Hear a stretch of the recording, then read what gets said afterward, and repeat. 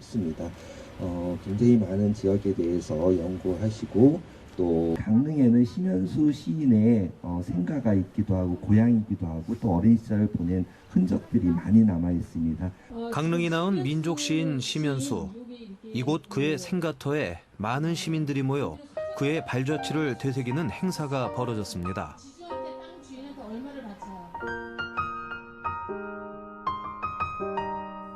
심현수 시인은 1918년 일제강점기 때 강릉시 난곡동에서 태어나 8살에 러시아 블라디보스토크로 이주했는데요. 광복을 눈앞에 두고 안타깝게 숨을 거두기 전까지 250여 편의 시와 수필 등을 남겼습니다. 지난 2000년도에 그의 육필 원고가 발견되면서 그의 이름이 알려지기 시작했습니다. 어떤 요인인지 몰라도 붙이게 되는데 이을 연자로 붙이게 돼요. 고향이 바로 강릉이고 이 자리 난곡동 399번째가 이분의 생가터다. 그리고 강복되기 바로 직전에 8월 8일 날 갑자기 거리에서 죽음을 맞을 수밖에 없는 그런 상황이 되었습니다. 제가 좀 길었습니다. 하나, 둘, 셋. 지난 11월 19일 그의 정신과 작품 세계를 조명하고자 심현수 근대 문학제가 펼쳐졌는데요. 심현수의 생가터부터 그가 작품을 남겼던 장소를 따라가며 심현수의 문학혼을 함께 체험하는 뜻깊은 행사였습니다.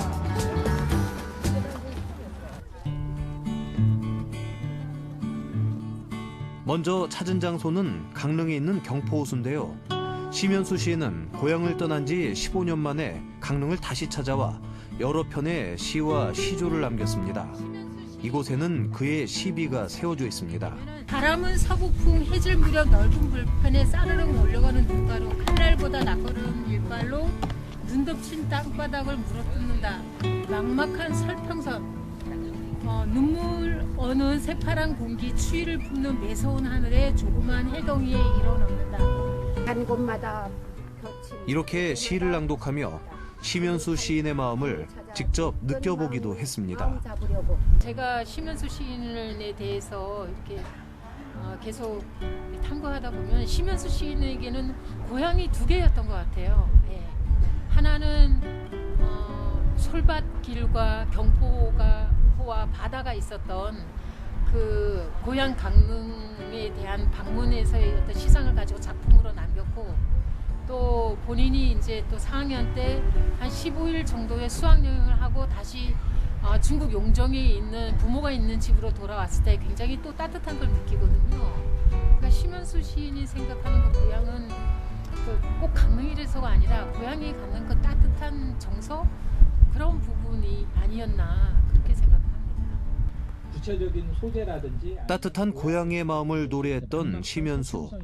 한편 경포대에서는 전문가를 초청해 심현수의 문학 세계를 심층 깊게 탐구할 수 있는 기회도 마련됐습니다. 동일하다는 뜻입니다. 경포대라든지 고향이라든지 이 고향 강릉과 강원 지역의 장소성, 그리고 고향이라고 하는 원체험으로서의 가치가 그의 문학 작품 속에 반영이 되어 있습니다. 그런 점에서도 강릉 문학, 강원 문학의 차원에서 그의 문학 세계 속에 나타나는 로컬리티는 특별히 주목되어야 된다고 생각을 합니다. 이 제도 괜찮을까요?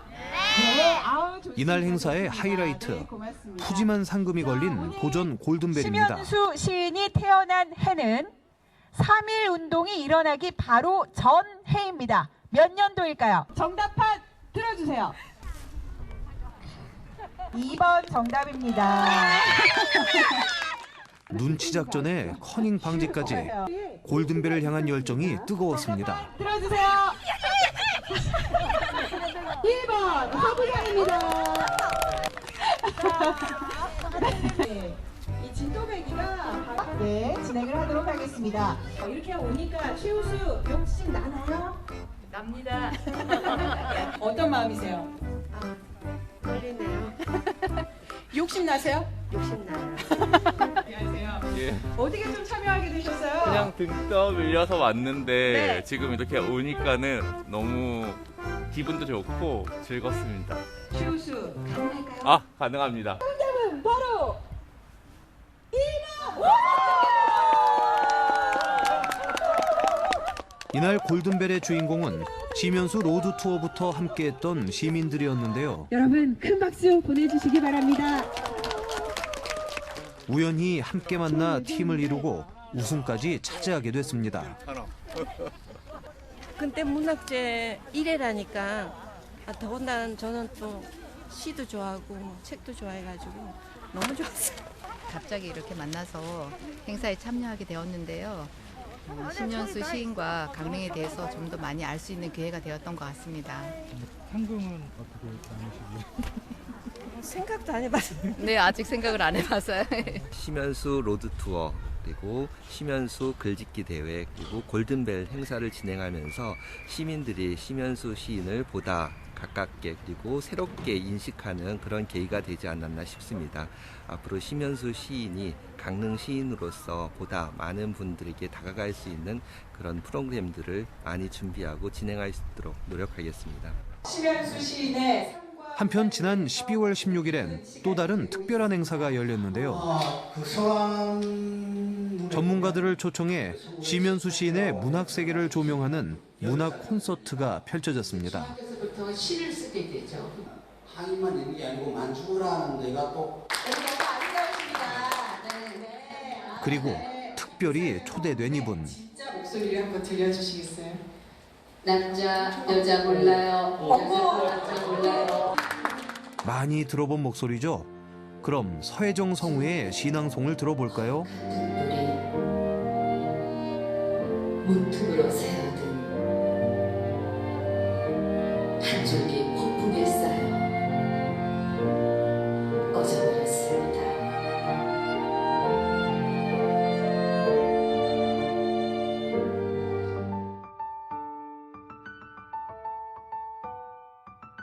암울한 일제강점기 윤동주 시인의 버금가는 민족 시인으로 평가받는 시면수. 앞으로 그의 작품이 많은 사람들의 사랑을 받기를 기대해 봅니다.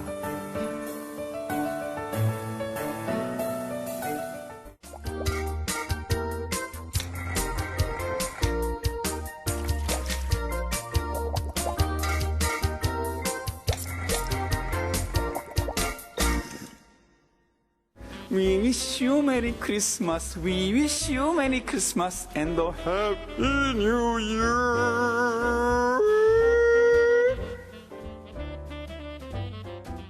다사다난했던 2022년 한 해도 마무리가 돼가고 있습니다. 이 마무리를 또 잘해야 새로 다가오는 2023년을 멋지게 맞이할 수 있을 텐데 우리 여러분들은 알차게 연말을 보내고 계신가요? 저는 외로워가지고 할 것도 없고 2023년을 기대합니다. 이럴 때일수록 여러분들 더 뭔가 특별하게 알차게 열심히 연말을 보내야 되지 않겠습니까? 근데 특별하게 정말 의미 있게 연말을 채워나가고 있는 분들이 계시다고 합니다. 과연 어떻게 이 12월을 보내고 있는지 저도 한번 배워서 써보고 봐야 될 것 같습니다. 지금부터 함께 알아보러 가시죠. Let's go! 2022년 며칠 남지 않은 올해 어떤 연말을 보내고 계신가요? 의미 있게 채워가는 12월 따뜻한 연말을 지금 만나봅니다. 특별할 것 없이 이어지고 있는 이 소중한 일상 속 한 해를 마무리하는 연말이 올해도 어김없이 찾아왔습니다. 원주시 평생교육원에서 알찬 연말을 만들어가는 분들이 있다고 해서 가봤는데 바로 지난달에 수능시험을 치른 고3 학생들이 그 주인공입니다. 고생한 학생들의 힐링을 위한 새내기 사회인 프로그램 지친 몸과 마음을 충전하고 진로 선택에 도움을 주기 위해 마련된 시간입니다. 잘생겼어. 얼굴이 반짝반짝합니다. 깜짝 놀랐는데 아니 혹시 살짝 요새 아시죠? 이 약간 마기꾼? 여러분도 정말 궁금하시죠?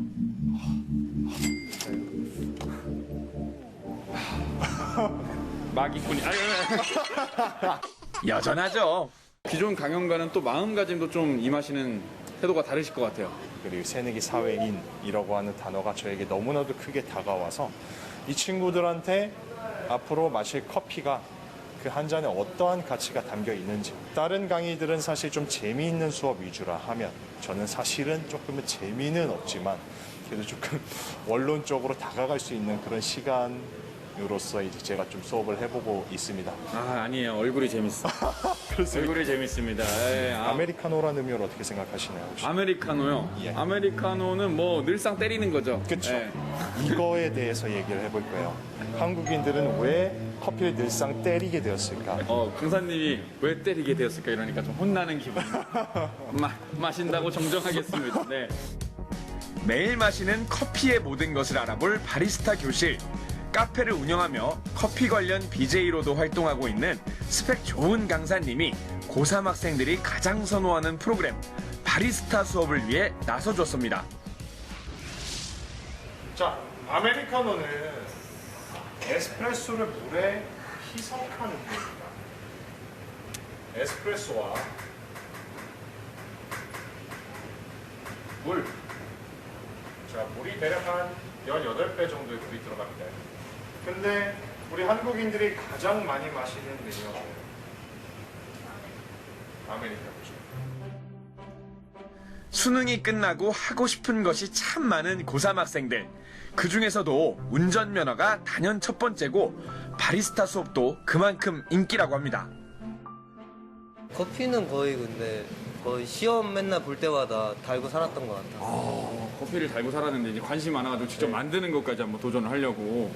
수능을 딱 끝나고 났을 때 막 친구들은 막 놀러 다닐 것 같아. 근데 본인은 여기 와서 또 이렇게 이 새내기 사회인 교실을 듣는 이유가 있나요? 뭐 좋은 기회가 왔으니까 놓치면 안 되죠.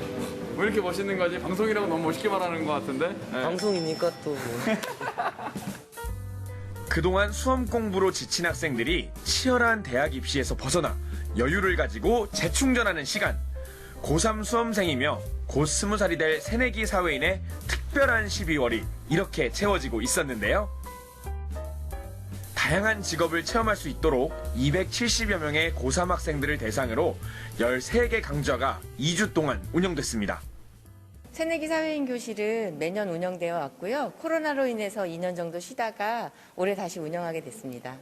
그렇군요. 매년 운영이 되고 있었으면 굉장히 많은 우리 고3 학생들이 다녀갔을 것 같은데 이런 사회인 교실을 열게 되신 어떤 목적, 취지가 어떤 건지 궁금하네요. 네, 수능 시험을 치른 그 수고한 고3 학생들에게 힐링하는 시간을 좀 갖게 하고 또 다양한 직업 체험을 할 수 있게 하기 위해서 개설하게 되었습니다.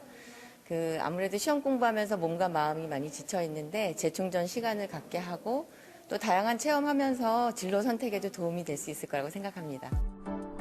학생들의 오랜 로망, 바로 카페에서의 아르바이트죠. 그래서 이 바리스타 수업이 프로그램 중에서도 인기가 참 많다고 하는데요. 바리스타 자격 이론과 실무, 카페 메뉴 개발까지 자격증 취득에 대한 팁과 함께 커피를 맛있게 내리는 기술도 꼼꼼히 배웠습니다. 지금 앞에 있는 커피가 보이는데 이것도 우리 학생이 직접 만드신 거예요? 네. 저도 살짝 맛 좀 봐도? 네. 실력이 어느 정도인가? 오케이, 알겠습니다. 에스프레소에다가 설탕을 넣은 건 저는 사실 처음 먹어보는데. 근데 원래 설탕 넣는 거래요. 원래 설탕 넣는 거래요? 알겠습니다. 처음 알았어요, 그래서. 야, 그런 귀중한 정보를. 알찬 정보와 함께 처음 만들어본 에스프레소의 맛. 맛있지 않나요? 바로 그 맛은 쓰구만. 맛있는데? 때론 커피도 인생 같죠? 우리 수능이 또 끝났잖아요. 네. 수능이 끝나서 지금 기분은 어때요?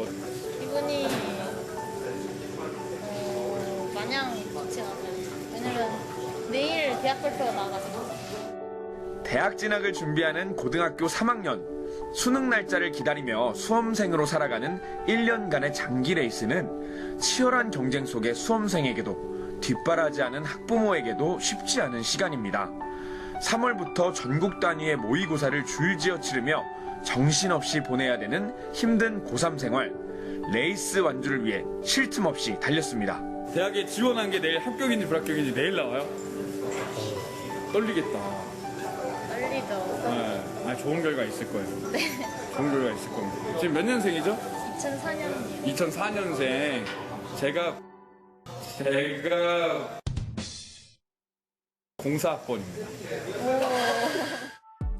2004년생, 이제 곧 사회에서 다양한 활동을 펼치게 될 텐데 사진작가가 꿈인 학생에게 20살이 되면 가장 먼저 무엇이 하고 싶은지 물어봤는데요. 20살이 되면 이제 본격적으로 성인이잖아요. 네. 뭘 가장 먼저 하고 싶어요? 20살이 딱 됐다. 1월 1일. 일단 술을 먹어보고 싶고요. 과도한 음주는 여러분 건강에 해롭습니다. 그렇지만 적당한 음주, 건전하게, 어른들만. 예. 또 PC방에서 10시 밤새기. 넘어서 있어보고 싶어요. 부푼 꿈과 설레임을 안고 세상에 첫 발을 내딛는 새내기. 자, 이제 세상에 외치고 싶은 한마디. 20살이 된다고 갑자기 모든 게 달라지지는 않겠지만 뭔가 조금은 더 나은 세상을 살아가고 싶습니다. 이거는 약간 어른으로서 조금 더 나은 세상을 살아가고 싶대요. 만들어줘요. 어른들 좀 더 좋은 세상을 만듭시다. 우리 다 같이 아름스 같은 우리 친구들이 나은 세상을 살아갈 수 있게. 지금까지 겪지 못했던 수많은 처음을 마주하고 스스로 자신의 삶을 책임지는 방법을 배워가는 시기 20살. 10대의 남은 시간을 뜻깊게 보내고 더 나은 모습으로 맞이할 수 있는 모두의 20살을 응원하겠습니다.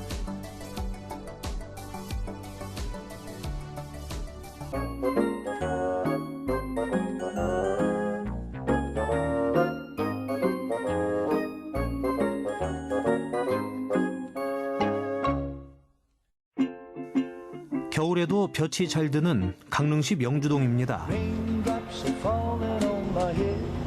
주변을 두리번거리는 걸 보니 뭔가를 찾는 것 같죠? 지금 제가 나와 있는 곳은 바로 명주동 골목입니다. 이곳에 왜 왔느냐? 저같이 사진을 못 찍는 사람도 마법처럼 사진 작가로 만들어 주신다는 분들이 계셔서 나왔습니다. 그래서 지금 바로 이분들을 만나러 가보겠습니다. 펀디, 렛츠고. 혹시 명주동에 사진 작가님도 알고 계세요? 모르겠는데요? 전혀. 진짜요? 이 동네에 사진 작가님들 계신 거 많이 몰라요. 혹시 여기 명주동에 사진 작가님들 계신 거 알고 계세요? 네, 알겠습니다. 네네네. 조심히 가세요. 부근에 계실 것 같은데. 안녕하세요. 저기 말씀 좀 여쭙겠습니다. 여기 명주동에 사진 작가님들 계시고 혹시 어머님들이 사진 찍어주신다고 하셨는데. 저기 가서 한번 여쭤보세요. 저쪽이요? 네, 저기 앉아 계시면. 네, 고맙습니다. 회장님 계세요? 네네네. 고맙습니다. 아싸, 찾았다. 여기 다 계시네. 사진 찍는 모습이 심상치 않은 걸 보니 주인공 맞습니다. 안녕하세요. 안녕하세요. 안녕하세요. 혹시 이 동네를 주름 잡는 사진 작가님도 아니십니까? 사진을 만나 제2의 인생을 살고 있는 사람들이 있습니다. 찰칵찰칵 셔터홈에 담긴 명주동 언니들의 이야기 한번 들어볼까요? 사진 어떻게 찍게 되신 거예요? 처음에는 뭐 사진을 배우자 이렇게 생각 안 했고 우리가 매년 전시를 하다 보니 남은 사진을 전시하게 되더라고요. 그래서 어떤 언니 하나가 우리 배워서 찍자 이래가지고 사진하는 분들 찾아갔었지. 첫 시작은 동네를 위한 환경활동이었습니다. 꽃을 심고 전시회를 열고 명주동을 위해 하나하나 이뤄내면서 서로 도와준다면 못할 것이 없다는 생각이 들었답니다. 그렇게 몇 년이 넘도록 때론 친구처럼 자매처럼 함께 해오고 있습니다. 지금 같이 사진을 찍는 작가님들 중에서 맏언니잖아요. 예, 맞아요. 어떤 점이 좋을까요? 어떻게 얼굴 보면 알아요? 언니로서의 맏언니로서의 장점과 단점이 있다면? 언니라고 생각 안 나고 다 같은 동갑 같아서 언니라는 생각을 그리 안 해봤어요. 사진 찍으면 어떤 점이 좋으세요? 너무 즐거워요. 어디 가서 찍어서 거기서 어디 가면 딱 보고만 오는데 그거 가지고 집에 와서 볼 수 있잖아요. 예전에는 뭐 휴대폰이 없고 아날로그 시대는 제가 뭐 모델만 해봤지 찍어보지 않았어요. 근데 요즘은 뭐 디지털 시대니까 제가 이제 휴대폰으로 다른 분들도 찍어줄 수 있고 제가 뭐 셀카로도 찍어볼 수 있고 그러니까 아주 좋은 것 같아요. 네. 사진 찍으면서 어떤 점이 가장 좋으셨어요? 사진을 안 찍을 때는 저 꽃 하나도 자세히 안 봤는데 딱 렌즈에 들어오는 게 너무 아름답고 이 꽃술이 몇 개다 뭐 이 꽃잎이 몇 개다 이런 거 아주 사물을 자세히 보는 습관을 가졌어요. 일단은 찍어서 나무니 좋고 또 찍어준 사람들이 보고 좋아하니까 또 좋고 나도 사진을 찍을 수 있구나 그런 게 재밌어요. 아무것도 안 하고 가만히 있어서 못할 거 아니야. 근데 그것도 배우느라고 배우니까 그래도 어디 가면은 이렇게 꽃이라도 보면 찍고 선생님도 보면 찍고 이제.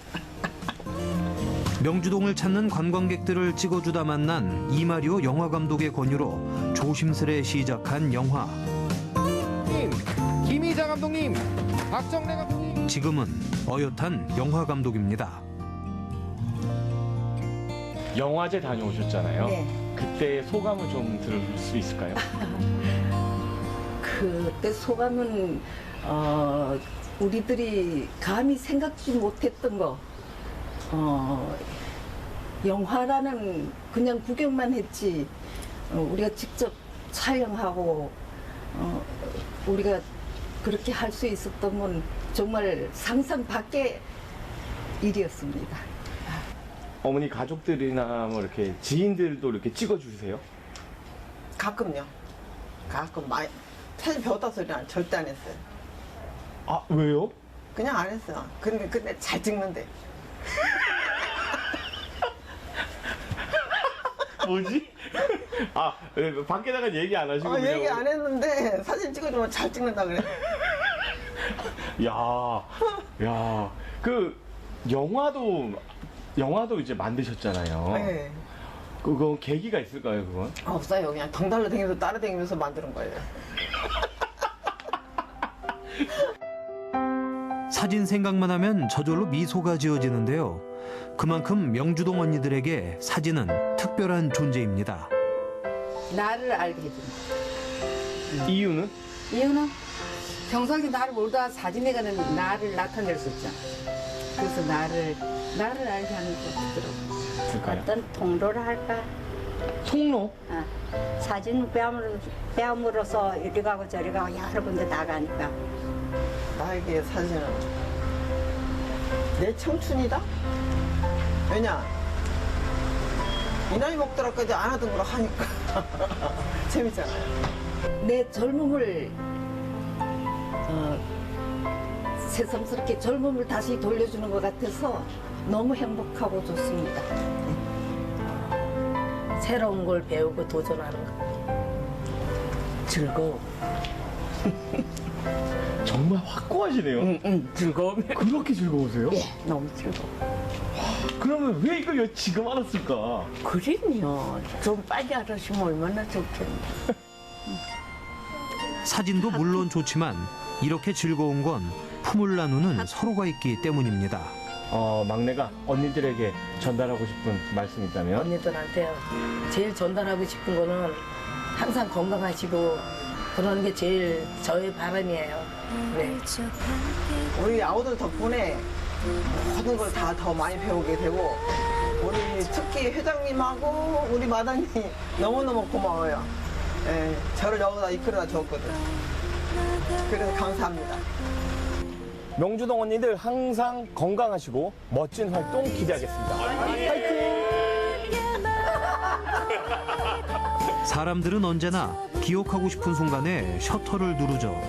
앞으로도 명주동 언니들의 모든 시간이 항상 사진으로 남기고 싶을 만큼 어여쁘길 바라겠습니다.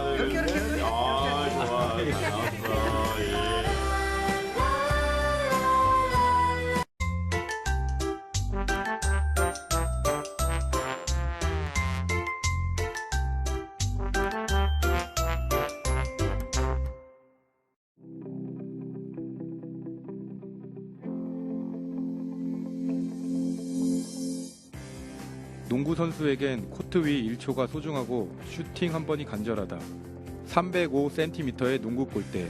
더 낮은 곳에서 달리고 더 높게 슛을 던지는 우리는 지금 챔피언에 도전한다.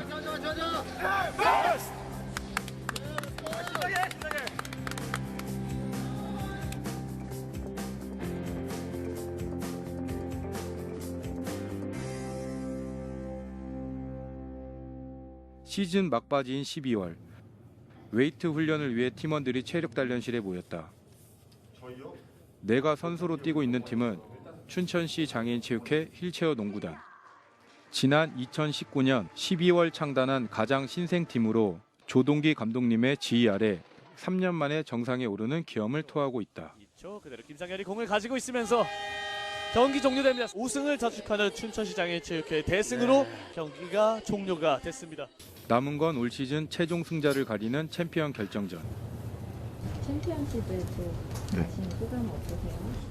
처음 챔피언 결정전 올라가는 거라서 뭐 좀 설레는 것도 있고 부담도 되고 뭐 거의 대표팀 훈련도 많이 들어가고 하다 보니까 팀 훈련을 많이 하진 못했죠, 사실은. 네. 근데 워낙에 대표팀에서 같이 훈련을 하고 하는 선수들이 저희 팀에 많으니까 선발이나 뭐 이런 거는 잘 맞을 거라고 생각을 합니다. 지난해 도쿄 패럴림픽에서 함께 뛴 치원이 형은 경력 25년의 베테랑 맏형. 막내와는 17살 차이가 난다. 이 형 같은 경우에 국내에서 거의 제일 빠르니까 저렇게 되고 싶어서. 저희 팀 막내 그리고 올해 새로 들어온 선수가 있는데요. 김우경 선수라고 처음 들어왔을 때랑 지금이랑 비교를 하면은 폼도 많이 올라오고 보면 좀 기대돼요. 이 두 선수가.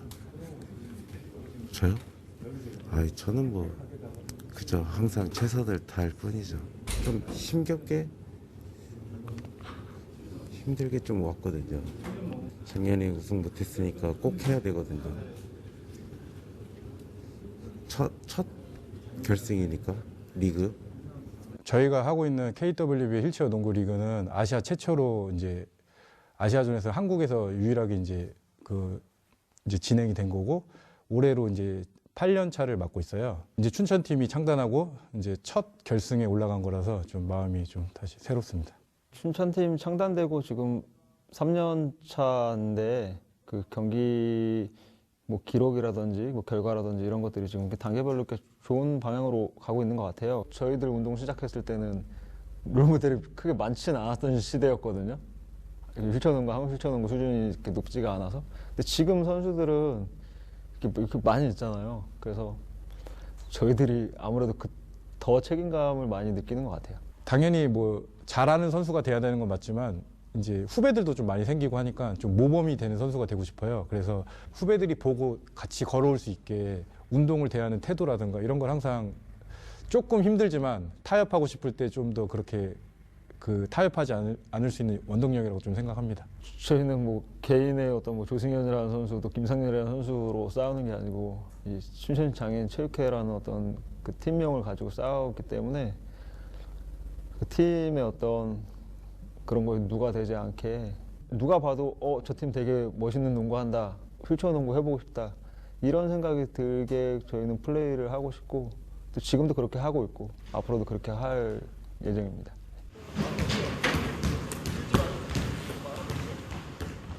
휠체어 농구의 코트 규격과 네트 높이는 농구와 동일하다.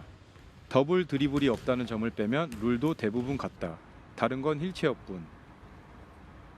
이제 18도, 19도, 20도 각도가 들어가 있어가지고 운동용 휠체어는 이쪽이 안쪽에 많이 달아요. 그래서 여기가 달면은 한번 뒤집어요. 이게 안으로 들어가고 양쪽에서 달면은 이제 새 타이어로 교환을 해요. 이게 제일 귀찮은 거예요. 타이어 가는 게 제일 귀찮아요. 처음에는 이런 거 할 줄 몰랐죠. 근데 운동하다 보면 이 안에 있는 공기 넣는 게 많이 터지거든요. 터지면 누가 해주지 않으니까 형들도 네가 직접 해봐라. 언제까지 남이 해주냐. 막 그런 식으로 하다 보면 괜찮아지더라고요. 저는 운동을 속아서 시작했거든요. 전부 다 처음에 휠체어를 타고 체험을 나갔다가 다 잘한다 해갖고 제가 진짜 잘하는 줄 알고 했다가 현실은 아니더라고요. 어떤 종목이든 장애인 스포츠 이쪽은 취미 생활로는 좀 힘든 것 같아요. 이게 선수들이 별로 없다 보니까 이제 선수를 키우려고 하고 어떤 종목이든지 아까 김민성 선수가 얘기한 것처럼 어떻게든 선수 확보를 하려고 그래요. 칭찬을 한 다음에. 그런 다음에 이제 알려주고 이제 욕 먹으면서 혼나면서 배우고 후회한 적은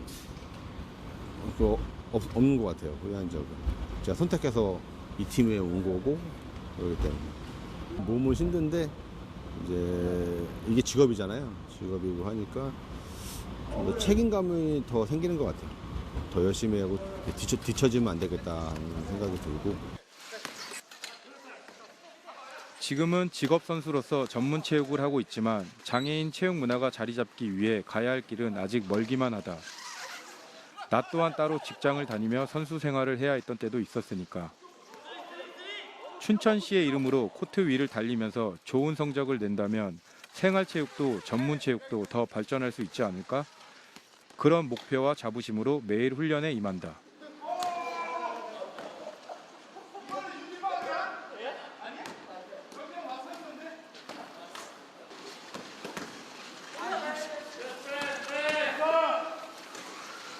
챔피언전에 대비한 훈련. 손발을 맞춘다는 말 대신 우리는 마음을 맞춘다고 한다.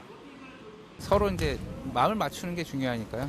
5명의 선수가 각자의 특징을 다 알고 움직임에 맞춰서 볼을 주고 그다음에 내가 어떻게 움직이는가 우리 선수들이 다 알고 있으면 패스가 아무래도 원활하게 돌거든요. 그러니까 찬스도 잘 나고. 그게 마음을 맞추는 거죠. 뭐. 농구가 이제 팀 스포츠고 그 서로 커뮤니케이션이 잘 돼야 좋은 플레이가 나오기 때문에 그거에 대해서 조금 강조를 많이 하고요. 장애의 정도는 천차만별이지만 휠체어에 앉으면 우리는 모두 같은 눈높이를 지닌 선수. 그렇게 10명의 선수가 한 팀이 되었다. 그리고 봐봐. 좀 에너지를 끌어올려야 돼. 차갑게 하지 말라고. 네. 주고서 네가 와도 돼. 무슨 말인지 알아? 치원아 막아봐 한번. 감독님이 주문하는 뜨거운 농구. 집중력이 흐트러지는 순간 팀은 흔들린다. 어떻게 하라 그랬어 수비? 훈련 끝났어? 훈련 끝났냐고? 그냥 니네 맘대로 그냥 푸는 거야 집중력?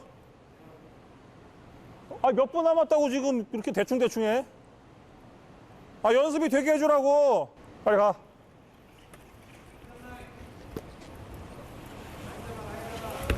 동화돼야 된다고. 힘을 다 합쳐야 돼. 뛰는 사람 5이 안 된다고 그렇게 되지 않게 하자고. 수고했어. 벌써 3년이라는 시간이 흐른 게 지금 실감이 안 날 정도로 좀 빠르게 지나갔고요.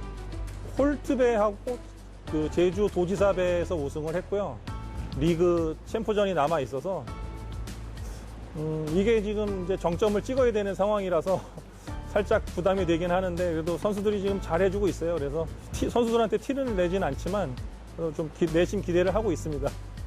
운동선수는 이기는 거 아니면 지는 거 반반이잖아요. 근데 지면은 사실 힘들잖아요. 그리고 여태까지 잘 준비했고 올해의 마무리이기 때문에 꼭 뭐 이겨라 져라라기보다는 그동안 충실하게 훈련했던 거를 코트에서 좀 잘 보여주고 즐기다 보면 좋은 성적은 또 따라오는 거니까 부담 없이 했으면 좋겠어요. 훈련이 끝나고 촬영팀을 위해 슈팅 그림을 만들어주는 한송이.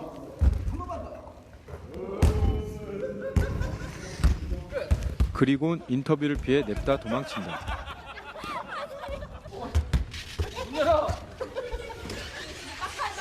잡아. 방송국분들 그 퇴근을 해야지. 근데 그 야근도 길이 있잖아. 너랑 같이 하고 싶지 않다고. 그래 누가 이기나 보자. 다 나가 있어.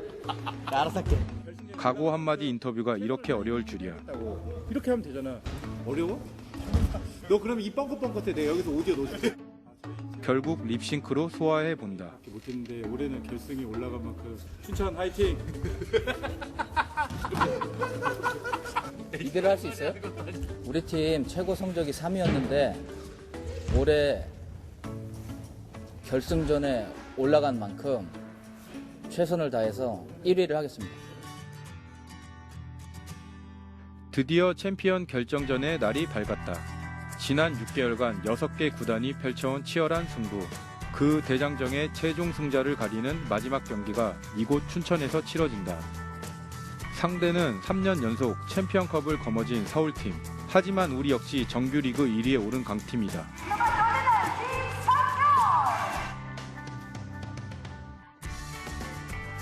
챔피언 결정전 1차전 경기. 서울팀은 플레이오프에서 제주팀을 꺾고 올라왔다. 그 기세가 이어진 걸까?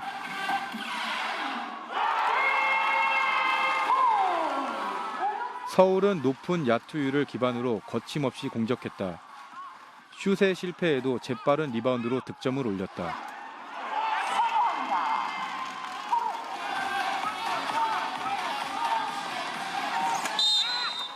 몸을 날려가며 점수차를 좁혀봤지만 아쉽게도 1차전은 서울에게 내주고 말았다. 다음날 바로 이어진 2차전 경기. 선수는 실력을 결과로 보여줄 뿐이다. 리바운드를 지배하는 자가 경기를 지배한다고 했던가? 빽빽한 수비를 뚫고 속공으로 연결. 팀원들의 이타적인 패스가 윤주의 슛으로 이어졌다. 마음을 맞춘 팀워크로 6점 앞선 채로 전반전이 끝났다. 이어서 3쿼터에서도 집중력을 발휘해 골밑 득점에 성공했다. 10점까지 격차를 벌렸다. 경제 괜찮아? 내일도 있어. 또 뛰고 싶어가지고 힘든데 안 힘들다 오지 말고. 하나도 안 힘들어. 하나도 안 힘들어. 자, 할게요. 자. 됐어. 승기를 잡은 4쿼터. 3점 슛도 과감하게 던져봤다. 그리고 막내 민성이의 깔끔한 득점으로 2차전 경기가 마무리됐다. 4쿼터에서만 무려 27득점을 올리며 82대 64 대승을 거뒀다. 이걸로 1승 1패, 이제 진짜 마지막 승부만이 남았다. 챔피언을 향해.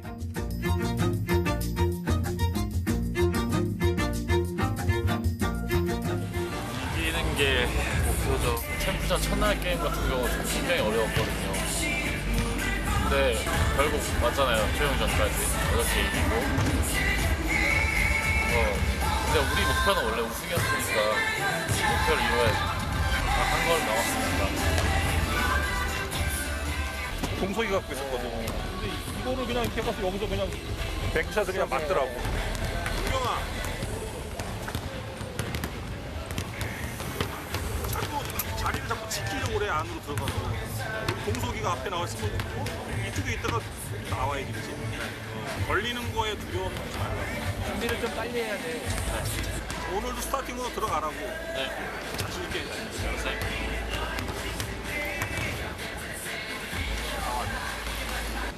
쟤네가 뭐 비디오 미팅을 뭐 하고 했지만 뭘 했을까? 좀 더 강하게 압박하자. 그다음에 우리가 길게 나갔지, 그치, 수비를. 압박이 잘 이루어졌잖아. 그때 어떻게 걸고 뭐 어떻게 빠질 건지 뭐 그런 거에 대한 논의를 했겠지. 주변의 상황이 어떻고 뭐 쟤네가 뭐 붙이기 하고 안 하고 이런 걸 떠나서 우리가 그냥 우리 게임을 좀 즐기자. 니네는 신이 나서 막 즐기고 소리 지르고 이랬을 때 플레이가 제일 좋은 플레이가 나온단 말이야. 그치? 자, 화이팅하고. 원래 오려고 했었는데 와이프가 이제 못 보겠다고. 네. 그리고 아들 7살 아들이 하나 있는데 아빠 오늘 집에 오지 말라고 그랬거든요. 이렇게 제가 졌다고 전화하니까. 그 우승을 하고 집에 오라고. 네, 약간 장난삼아 약간 그렇게 얘기하고. 근데 안 올 것 같습니다. 못 볼 것 같다고. TV로도 이제 보면서도 막 혼자 막 손막 떨면서 본다고 하거든요.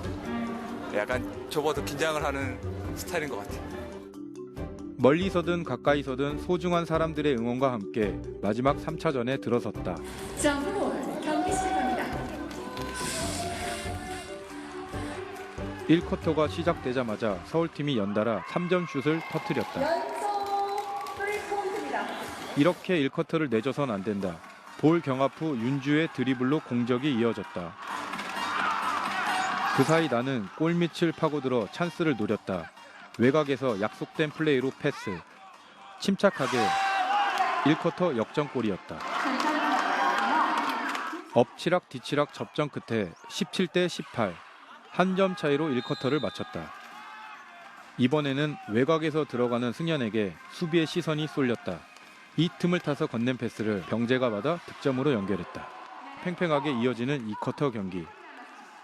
종료 5초 전 전반전 마지막 공격 기회다.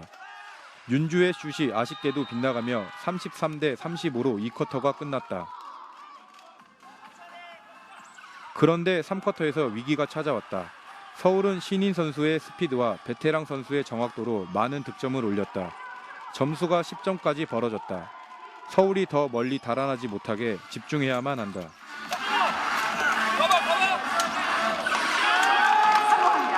4쿼터 첫 득점을 우리가 가져왔다. 스틸 기회도 놓치지 않았다. 오케이, 좋아! 천천히. 빠르게 달려 슛으로 연결했다.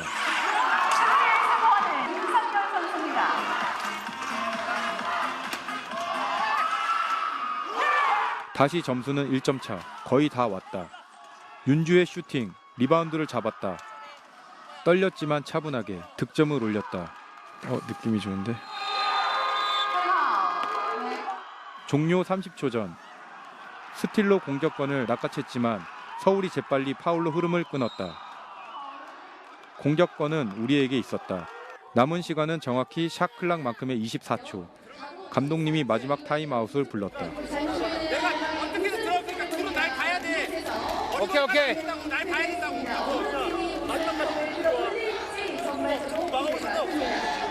어차피 뭘 봐봐. 예를 들어서 무조건 넣어야 한다. 실패한다면 파울로 상대의 공격을 끊어야 한다. 팀 파울에 걸려 상대에게 자유투를 주더라도 슛 한 번이면 뒤집을 수 있는 점수다. 마지막 공격에 모든 승부를 걸어본다. 들어가. 빨리 잘하라고, 빨리.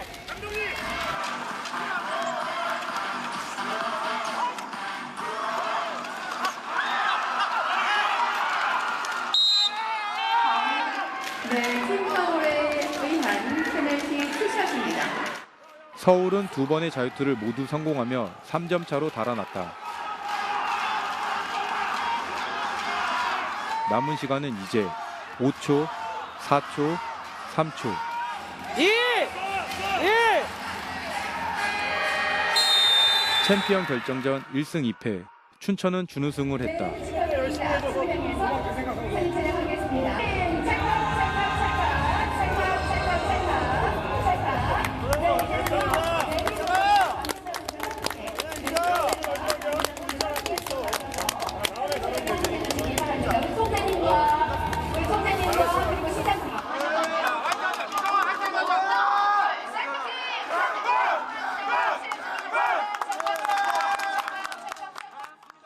잘했다, 수고했다, 팀원들을 격려하면서도 사실 아쉬운 마음을 털어내기가 쉽지 않다.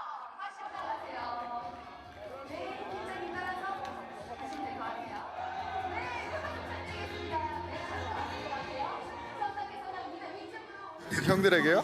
그냥 수고하셨다고. 내년에 제가 더 잘하면 더 좋은 팀이 될 수 있으니까 같이 으쌰으쌰 하자고. 끝입니다. 우리의 도전은 계속될 것이다. 우리가 목표하는 건 단지 우승컵만이 아닌 휠체어 농구를 더 많은 사람들이 함께 즐기는 세상이니까. 준 우승입니다. 춘천시 장애인체육회 휠체어 농구단입니다. 큰 박수 부탁드리겠습니다. 그 장애인들 속에서 이제 살다 보면 그런 걸 많이 느껴요. 이제 다른 건데 좀 틀리다는 거를 많이 생각을 하게 이제 사회가 좀 그렇게 좀 자리가 잡혀 있잖아요. 근데 이제 저희 휠체어 농구를 보면서 장애인 스포츠라는 장애인 스포츠라는 게 아니고 그냥 장애인을 뺀 스포츠의 일종, 그냥 이제 틀린 게 아닌 다른 스포츠의 일종이구나. 직접 체육관에 한번 나와서 보시면 그게 곧 장애인식 개선이고 그게 곧 휠체어 농구가 어떤 건지 저희가 구구절절히 말로 설명은 안 드려도 아 이거 하나의 스포츠구나 그렇게 보여드리려고 저희 선수들이 또 많은 노력을 하고 있어요. 수고부 가운데 사람은 나오게 하면 수고부. 이 사람이 크게 돌아 나와야 눈이 들어가는 거예요. 수고부 가운데 사람 나와. 얘를 갖고 걔가 날 막을 거란 말이야. 그러니까 여기다가 내가 빠져 나가면 얘를 도와줘. 솔직히 그래요. 이 운동이라는 게 잠깐이더라고요.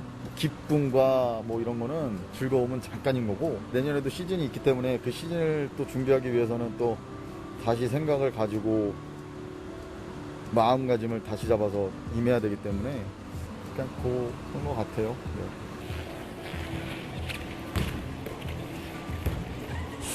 슛인데 이제 안 들어가.